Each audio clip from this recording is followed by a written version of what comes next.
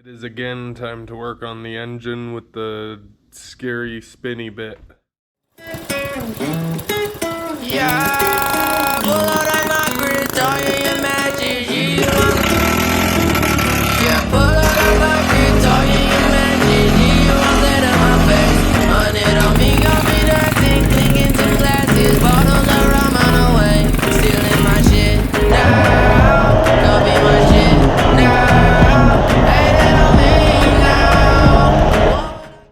My goal for this episode is to have something to retain the belt because it is angled, so as it spins it'll push it out, and then I want to be able to do a test run on the engine. If you remember from the last episode, I left off on wiring because I did something wrong. What I'm going to do is take everything apart and start from scratch on rewiring this.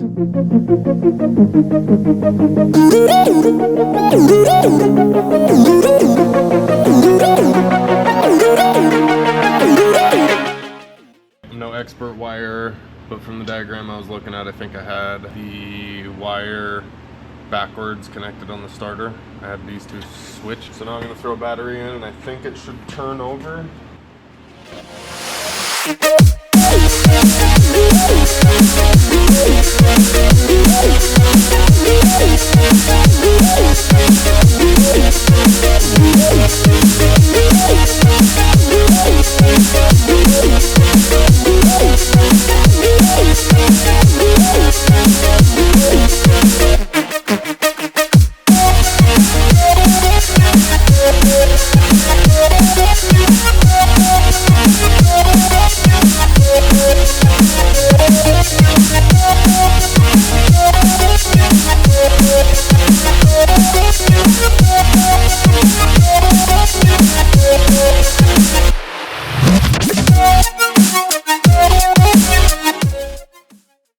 Alright, I got it all figured out. Allow me to explain what I got going on here. So this is our momentary two-way switch. We've got ground going to this one, and then our signal wires coming from both solenoids. This solenoid feeds the glow plugs. This solenoid feeds the starter. So when the starter gets pushed up, it clicks this solenoid. And what that's doing is sending power up this black wire to the glow plugs and the intake heater. Then if you pull it away from the engine, it excites the starter. Got myself a nice little cover made. Just bent it out of some thin steel. Drilled a hole in the top, and then there's a couple of tabs at the back. I'll self-tap it to the tins of the engine. Alright, I've got it all wired up. I've got the box built and sturdy on here. It's sturdy enough. Push it forward, it ignites glow plugs. If you pull it backwards, it ignites the starter. I'll be right back with whatever's next. Now we're gonna work on a way to retain this belt on the engine side. The shaft is slightly tapered, so the belt wants to ride off as it spins. The idea that I have is some sort of, basically just like a little lip, big washer that'll sit right here and get retained somehow just to the outside of this lip.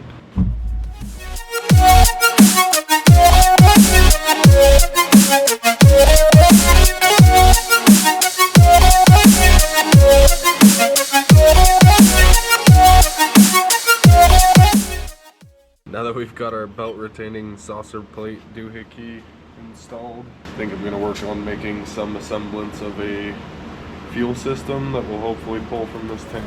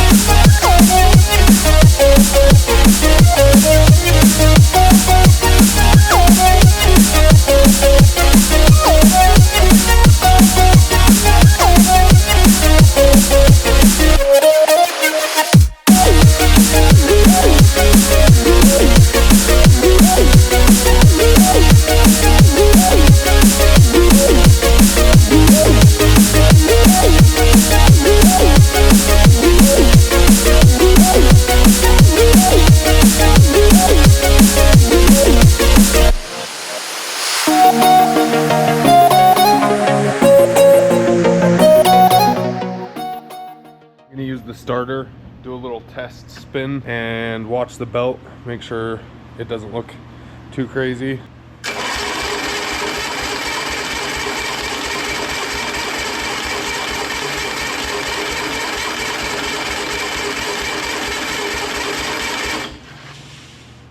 It went crazy pretty quick. All right, take 2 with a tightened belt tensioner.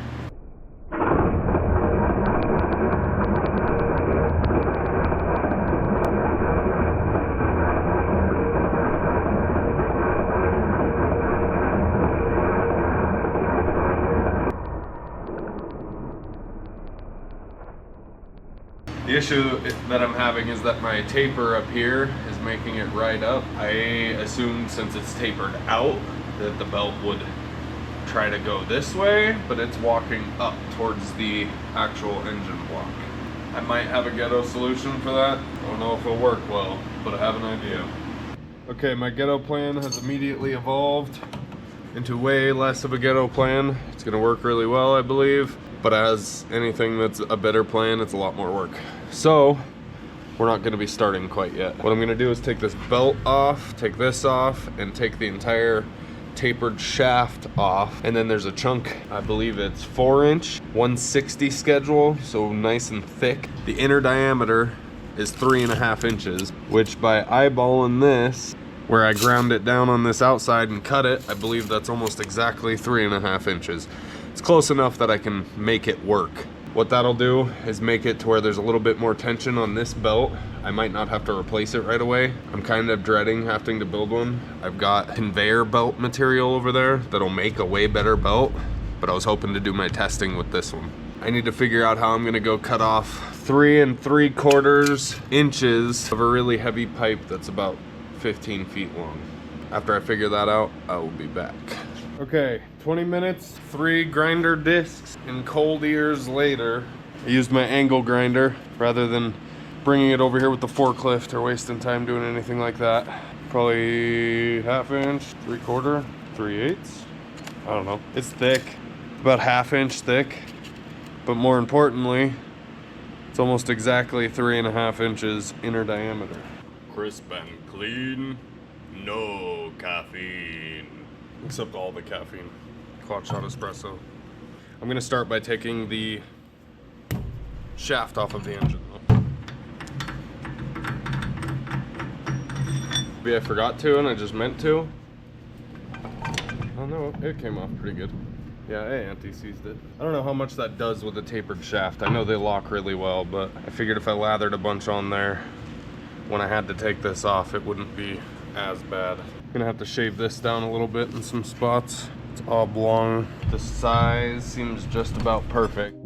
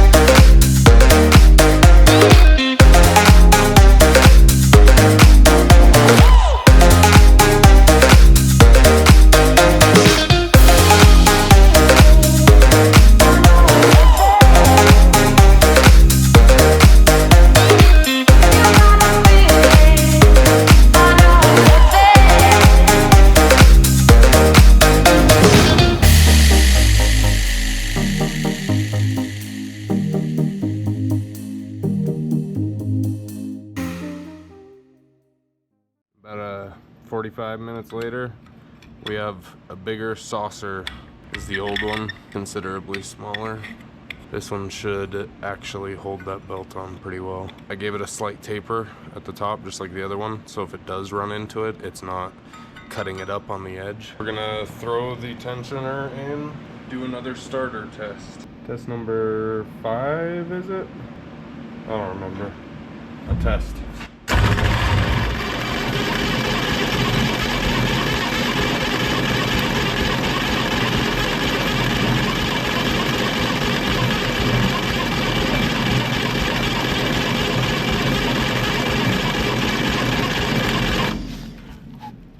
Well, aside from the fact that I am going to have to build a belt before our test run, I think that this is going to work. I'm going to cut that off of there. I think next we'll be building the belt.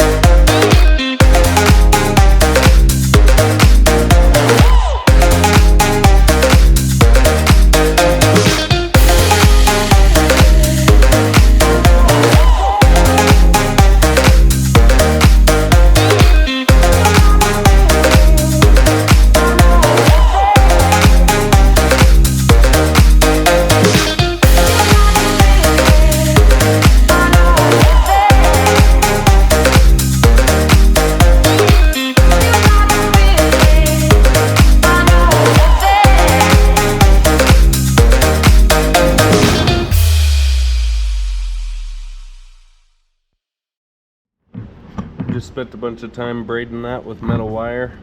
I think it'll hold up well. We'll do another spin test without the tensioner, see how it's looking, and then we'll throw the tensioner in, see how it looks for a final, as long as nothing goes awry.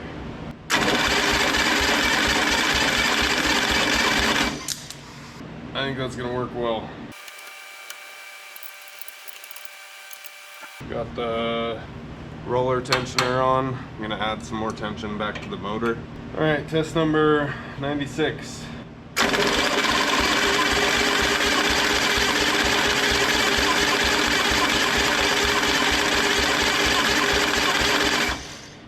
think it's gonna work. Gotta charge up the battery. I killed it on all the cranking on it, and then I'll either be starting it up later today or tomorrow morning. All right, top of the fuel filter was loose. The fuel filter screw. That seems to be good now. I tightened up both of these bottom fairings quite a bit, or these bottom fittings. The fuel line, I think they'll be good now. There was one more source. I'm actually not sure where. All right, let's go for test 2, I guess.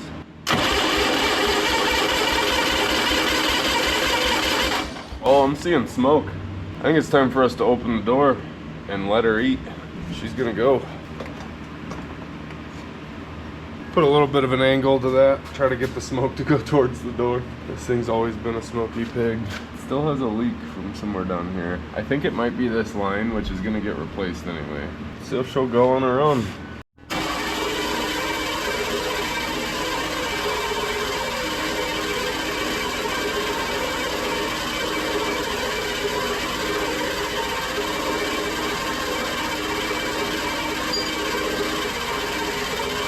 It's got a lot of smoke coming out. I'm just kind of surprised it hasn't started trying to hit. I think it's probably because it wants some glow plugs.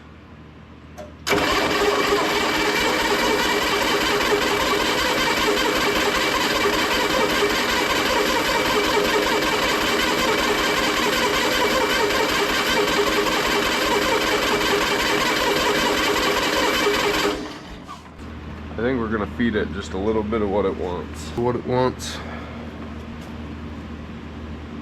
I'll bump the compression on startup a little bit. You gotta keep in mind this engine's only been ran like twice after sitting in a field for 20 plus years.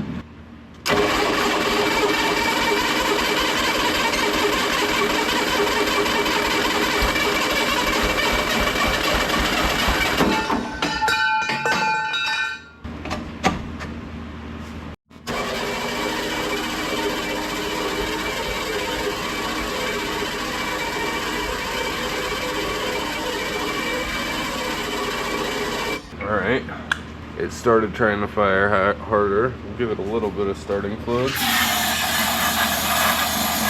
Just a little bit though. Small engine, don't want to lock it up.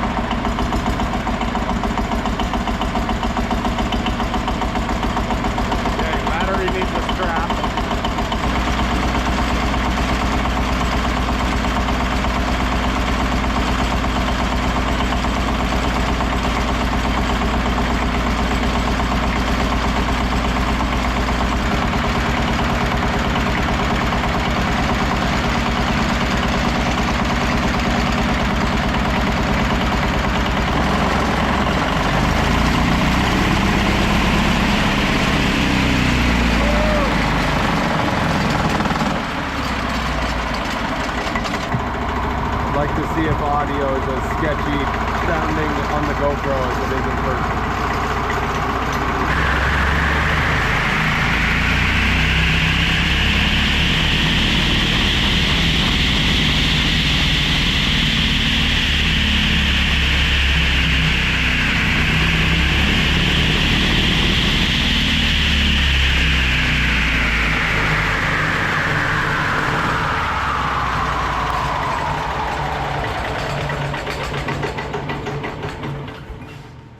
This thing is fucking scary, dude.